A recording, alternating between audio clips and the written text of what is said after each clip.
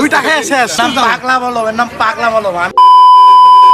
প্রায় 90 থেকে 100 রকমের ভর্তা দিয়ে বিক্রি করছেন গরম গরম চিতই পিঠা। একদিনে বিক্রি করেন 30 থেকে 40 কেজি চালের পিঠা। গাজীপুর ভাওয়াল মির্জাপুর তালহা বাজার এই পিঠার দোকান, যেখানে সবসময় ভিড় লেগেই থাকে। গরম গরম পিঠার সাথে এত সব ভর্তা, যার কারণে মানুষ এখান থেকে সরতেই চায় না। শীত পড়তে না পড়তেই সব জায়গায় এরকম পিঠার দোকান দেখা যায়, কিন্তু এই দোকানটা একটু ভিন্ন। এই দোকানের মেন আকর্ষণ হচ্ছে এখানকার 100 পদের ভর্তা। সরিষা ভর্তা, ইলিশ ভর্তা, পেয়ারা ভর্তা, হ্যাঁ, মরিচ ভর্তা থেকে শুরু করে সব ভর্তা, প্রায় 100টির বেশি ভর্তা, সাথে গরম গরম চিতই পিঠা।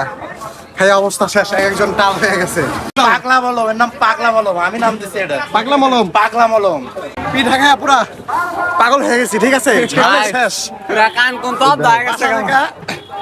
ভাবছি যে 10 থেকে 20টা পিঠা খাবো, দুইটা খেয়ে শেষ। ভর্তা এত পরিমাণে ঝাল, আর কোন ভর্তা রেখে কোনটা খাবো কনফিউজড। আচ্ছা মুরসালিন ভাই, রিঅ্যাকশন কেমন? কটা খাইছো? 60 টাকা 60 টাকা। চারটা। মিজান কটা খাইছো? চারটা না?